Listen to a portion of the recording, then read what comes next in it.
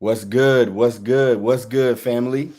My name is Rolam, and that's I'm Kayla Raney, and this is a podcast by the professionally curious for the creative minded. and we want to welcome you to the fifth episode of the Raney and Roe Show. Whew. So today we're going to be talking about imposter syndrome, what it Yes, is, how it shows up, all of the things that involve why I have it right now. right, all the things that involve imposter syndrome. But before we do that, the first thing we want to do is we want to talk about how our week went. So, Rainey, how was your week? Hmm. It's going.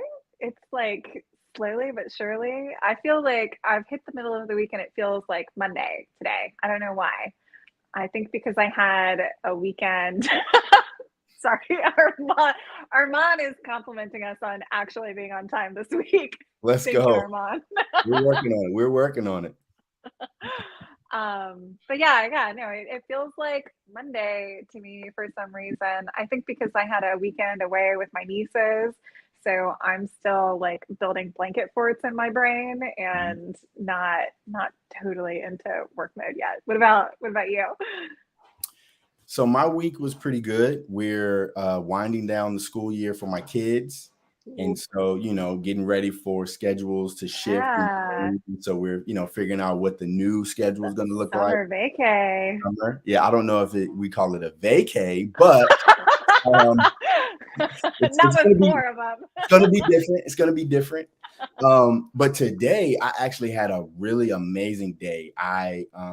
So I listened to a podcast called The Screenwriting Life, and they have a Facebook group. And a couple of months ago, a writer reached out and said, "Hey, I live in Atlanta. Are there any writers who would want to link up?" And so that was a couple of months ago. And so today was the first day that we met for the first time. Oh shit. And it was really cool. It was really, it was fun. It was inspiring. I left the meeting like feeling really good and ready to write. And, we're going to do some writing sessions where we're going to get together and she's going to work on her stuff and I'm going to work on my stuff. And we're just going to, Damn. hold Okay. each other accountable and build. So yeah, it's pretty cool. It's pretty cool. So Look at you. You're winning the week already. yeah, I'm working on it. You know what I'm saying? I'm working on it. Um, so yeah, so it was good. It was good. So yeah, so that was our week. So now are we ready to jump into our topic? Let's do Let's do it. it. All right. So our first question or our first what subtopic is that what we want to call this? Yeah, bullet point, Bullet point. There we go. semi-directional Yes. thing. How do you define imposter syndrome? What is imposter syndrome? Are you asking for a technical definition or like a No. personal What is it to definition? you? What is it to you? Okay. I mean, look, so I think imposter syndrome is a term that's thrown around on the internet a lot, especially in sort of like creator, like maker spaces. And to me, imposter syndrome is something that I think all creatives struggle with, especially professional creatives. Mhm. And I think it is the feeling of questioning yourself. Like, Mhm. are you appropriate for this role? Like, do you fit in with sort of your box that you're trying to squeeze yourself into? Do you like, are you the cool kid? Like, it goes back to sort of like, am I in the clique? Have I made it? Yeah, Right. yeah. Right. Like that's what it means, like kind of to me. Yeah, What yeah, about yeah. you? Like, I think for me, imposter syndrome is it's the feeling of people are going to not even people. I feel like I don't actually know what I'm doing. yeah, So yeah. even though I'm doing this thing and people, there are people recognizing it and people are saying, Yes. "Oh, this is great." Like, I still feel a little insecure about what I'm doing, right? And so Yeah. I actually felt this imposter syndrome when before I met with the writer today, actually, because Oh, okay. I I she told me stuff that she was working on before, and I was thinking like, oh wow, like she is so far I feel beyond. like you have this with me too. Like when we talk. Yeah. Absolutely. I have this with pretty much everybody. Like if you're doing it, like, I'm like, oh yeah, they know far more than I do about this thing. Like, so yeah, so I just get stuck in that. I'm like, okay, sooner or later people are gonna realize that I don't know what I'm doing. And I'm constantly reading books and studying things. And I think Yeah. that's great, but it Yeah. comes from this place of like, I need to keep getting information because there's just something I don't know. I have to keep doing it. You know what I mean? And that leads Yeah. us into the next topic is, Mm. when does it show up for you? And that's when it shows up. It shows up and it looks like me, you know, having to, look at comic book panels and study things to make sure, okay, Right. well, do I even know how to write a comic book anymore? Like, do I know how to write a screenplay? Like, do I know what a verb is? And I now, like, do I know how to make Right. it work? And so Right. that's what it looks like for me. And it shows up every time I start a new project.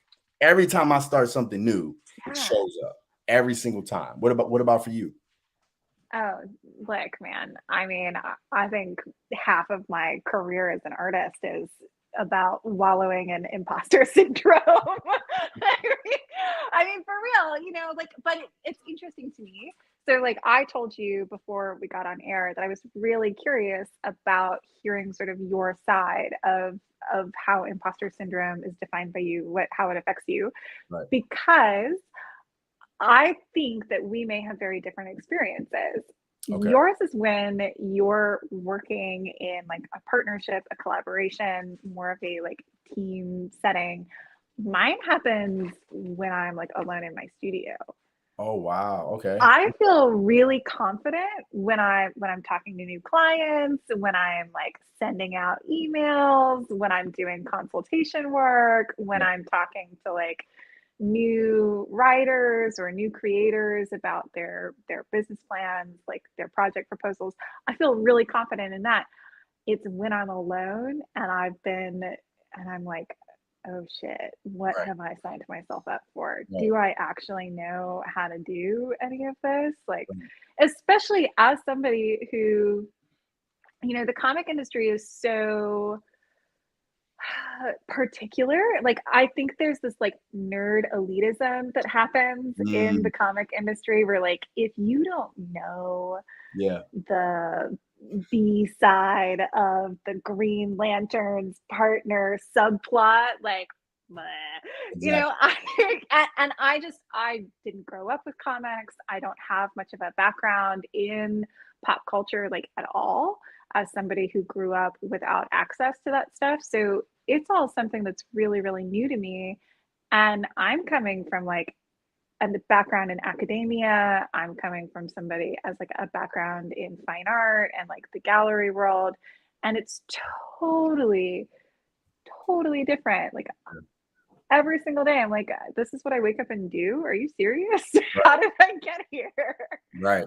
So just to follow up on that, why do you think it happens that way? Like, why do you think it happens when you're by yourself rather than when you're talking to people? Oh, because that's when all the scary shit happens. Is like when Mm, you're alone with your own thoughts. And so I think, I mean, to be like serious, I feel really confident in the way that I approach my business because I've been a creative business owner for a long time. The foundation of client relationships and like how to take on a project is familiar to me because it's something that is universal to creatorship, to like making.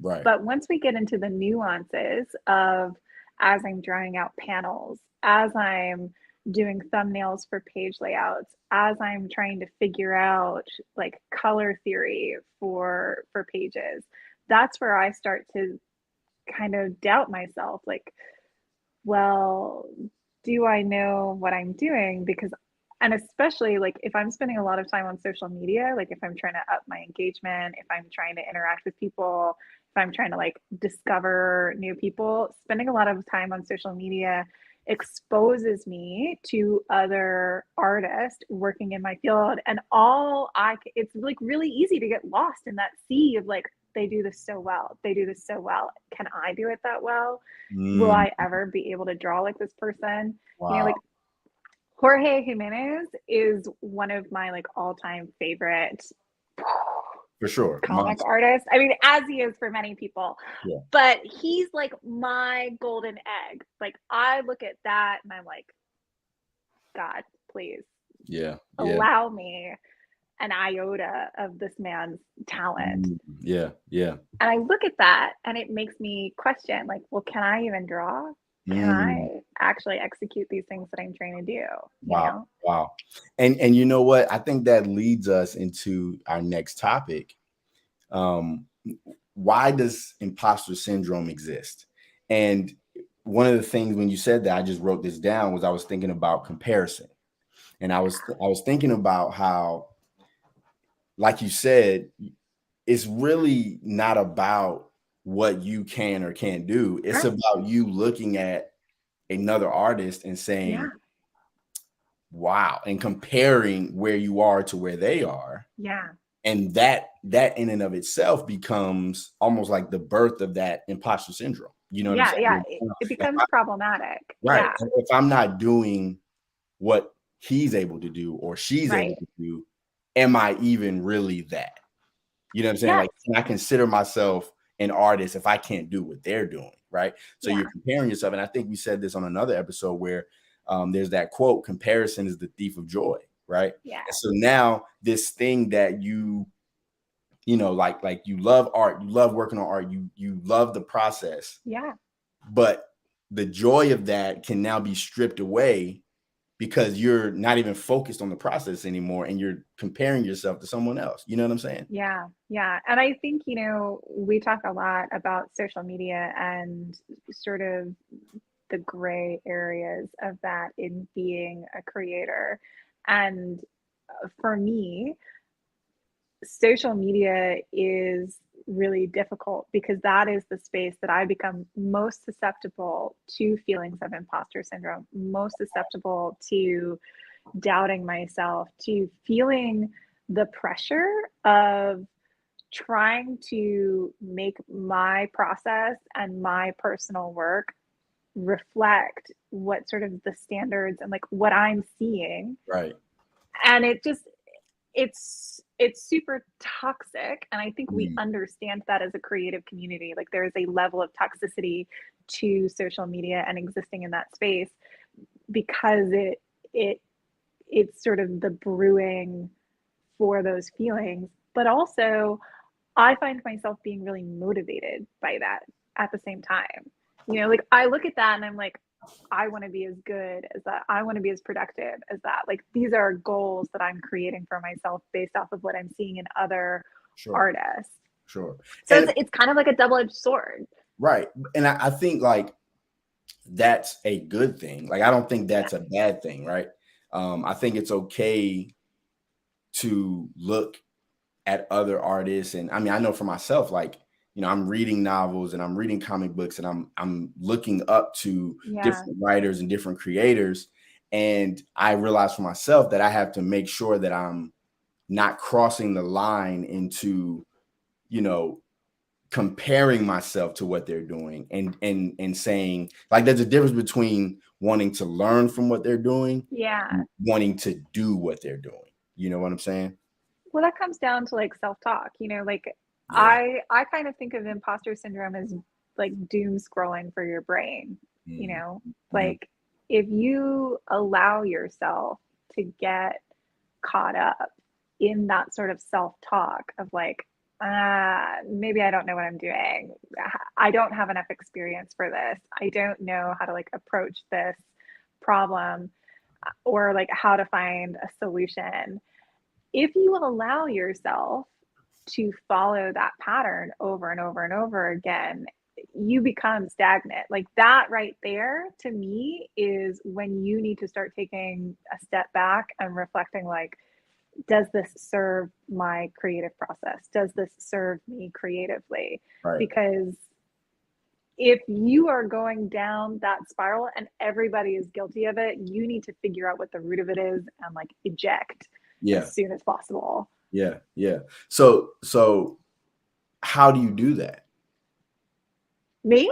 Yeah. Do you have like specific tactics for doing that, or like, yeah, what do you think? Like, how do you get out of that when you feel that happening? How do you eject? It depends. So there's like different levels of existential crisis for me. And I think for most artists and most creators, right? Like there's sort of the everyday anxiety that you deal with Right. that's Right. that's sort of like always simmering under the surface. And you sort of learn to just cope with that and like move on with your life. Right. I find I have like yellow light and red light. Mm, Okay. So like yellow light is I've probably spent too much time scrolling through social media or like looking at other projects. And I've started to catch myself doing the like, oh, they're so good. right. Oh, this is so great. I'm not looking at it and learning from it anymore. I'm not like analyzing the way that they like use character anatomy or like facial expressions to build narratives. I'm just simplifying my thoughts to they're so good I'll never be able to do that. Mm, And that's my first clue when I don't have constructive thoughts happening anymore to yeah. be like pause, Yeah. what's going on? Do I need to take a step back from this? And red light is when I get to the point where I'm like sitting at my desk and I'm practically catatonic and I've been Mm, like looking at my screen for 30 minutes. I'm distracted. I'm not feeling the creative process. Like I can't draw. Nothing I do seems like it's coming together. That's when I know it's time for me to get up, walk away. And for me, it took me a long time to recognize that I was getting to that point. And now, just in the last year, I know I either need to go on a walk, I need to go like play tennis, I need to go like have a good conversation with my partner, I need to go have a good conversation with my husband, I need to go do something outside of like one where I work, like my studio. I need to get out of my physical studio space and I need to engage my brain in another way. So like reading is something that I'll often escape to. I think like part of my daily routine is like I read for an hour in the morning and then I take like sunshine breaks where I'll take my dogs outside with a book and we'll read for like 20 minutes and then we go back inside. And those are ways that I kind of like break the cycle, like break the spiral from happening. yeah. Yeah. Yeah. I think for me, I have to think about what my goals are. I have to Yeah. think about what it is that I want to do. One day, it was probably like 2 months ago, I was like getting really like down, and I was thinking like, I'll probably like the odds are I'll never do a big Hollywood movie. Like I'll probably never get to do that, right? I'll probably never do Yeah. a Marvel movie or DC. I'll never get that opportunity. Yeah. And then as I was thinking, I caught myself and I thought, but is that why I'm doing this? Did I start writing to do those things? No, I Yeah. didn't. Like I don't need 1 million people, right? Right. I don't need that. What is it that I'm doing this for? Like, what are my goals? What is I like success for that. me? And Right. once I'm able to do that, I'm able to think about, okay, this is what success looks like for me. Right. And because that's what success looks like for me, I don't have to be that person. You know what I'm saying? I Yeah. don't have to write the way they write or create the way they write, or my story doesn't have to feel like that. Which So you doesn't, kind of like revisit your values, like your yeah, core. yeah, yeah. Interesting. Um, Okay.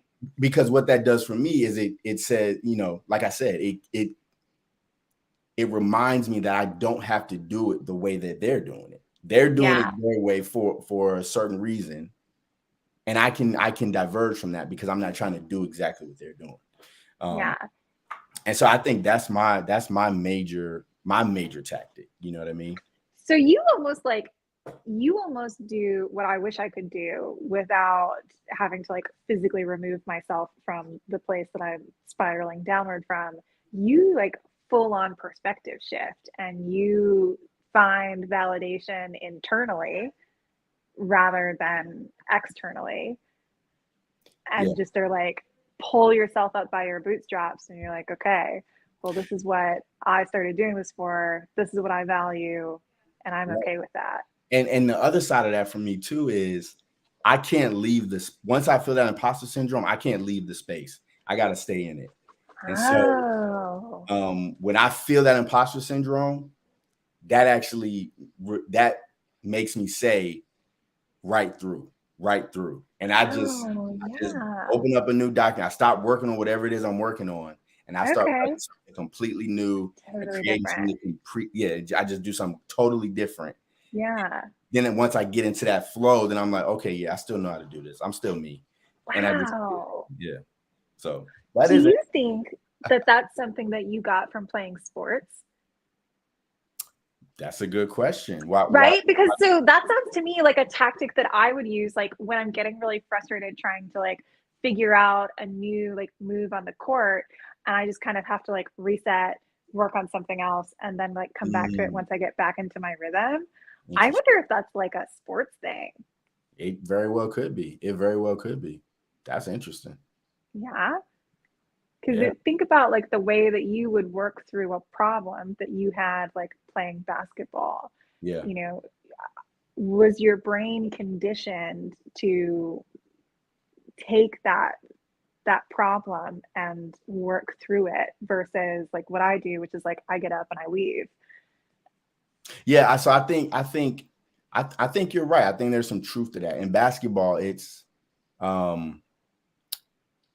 for me, it feels a little different because I don't ever remember like having a problem like figuring out something on the basketball court. Yeah. Not to say that I was good at it, but the repetition of the drill work. It's like, okay, I might not be good at it right now, but I just gotta do this 50 more times. And then I'm gonna do it 50 more times tomorrow. And I'm gonna do it 50 more times tomorrow. You know what I'm saying? And so maybe that is what it is from the standpoint of, what I'm writing might not be good right now. And this is where sports comes in for me with writing so this is a little bit of a tangent, but when I write, my first draft it's like a vomit draft, right? And so I just put everything down, and I'm not worried about if it's good. I'm not worried about, whatever. I'm just writing. And so for me, it's like, I know this isn't good right now, but I know after I do the 8 drafts or the 15 drafts or the 20 drafts, it's going to be good. You know what I'm saying? And so to me, that's the sports piece where I may not be dribbling well with my left hand right now, but in a month after I get finished doing all these drills, I'm going to be right where I want to be. You know what I'm saying? So you trust in the process. In my opinion, you gotta trust in the process. Yeah, you have to. Yeah, it's everything. Yeah, so that's really interesting because that's something that like I remember professors telling me that in art school like over and over and over again. Like it was pounded into my brain. Trust the process. Because like when you're creating artwork, look, there's a reason I don't show anybody my first sketches. Nobody gets to see those because it's a disaster.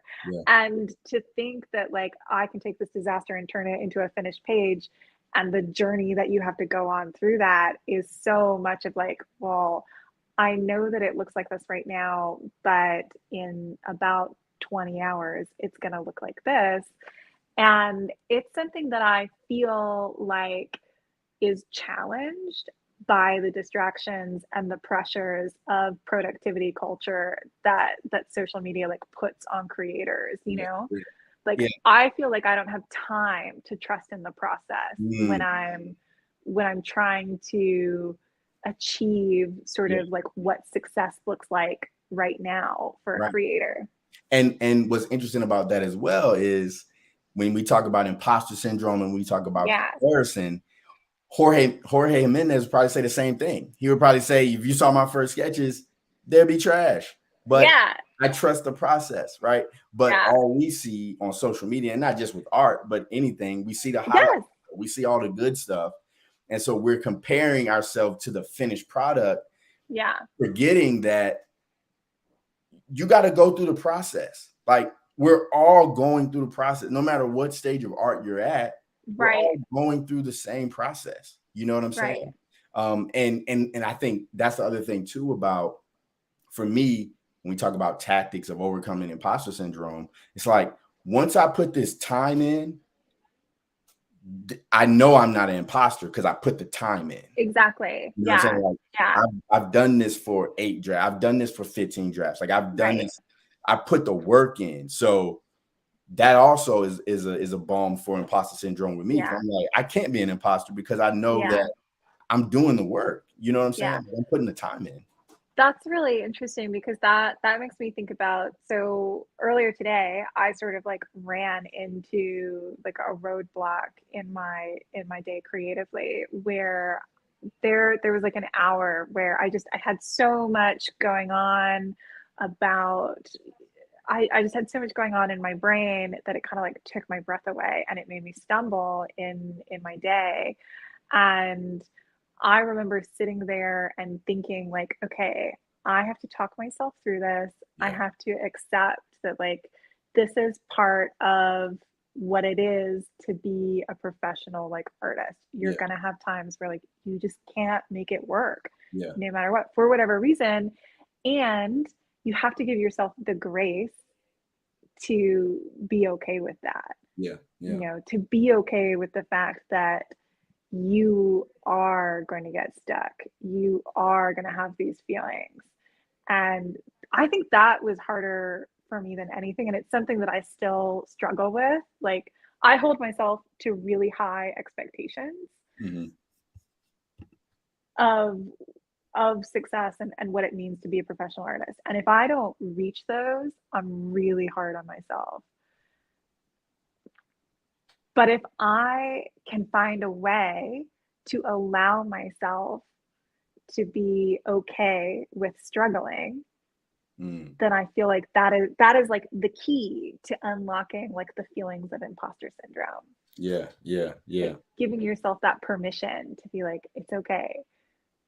You don't have to be like perfect. Yeah, I agree.